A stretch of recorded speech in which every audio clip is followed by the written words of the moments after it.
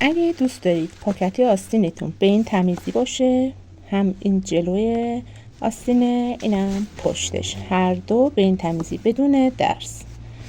روشش به این شکلی که الان بهتون نشون میدم.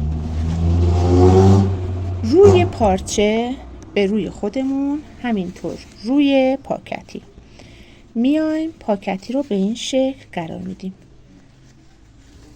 روی پاکتی به روی پارچه به این شکل از این قسمت یه دوخ میریم. وقتی که به این شکل یه دوخ رفتیم، این الان روی پارچه، اینم روی پاکتی، به این شکل یه دوخ رفتیم، میایم پارچمون رو به این شکل تا میزنیم، قشنگ تا میزنیم تا به اینجا.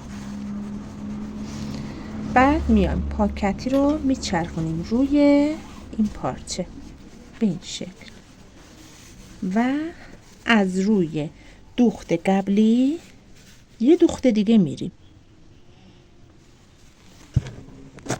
به این شکل دوختمون رو انجام دادیم. حالا آستین رو از لای این در میاریم به این شکل.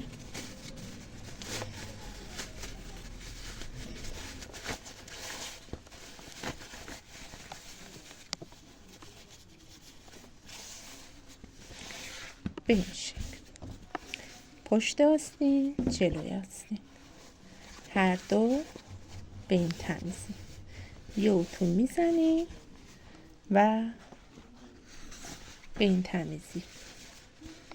هیچ کدوم جای دوخت مشخص نیست.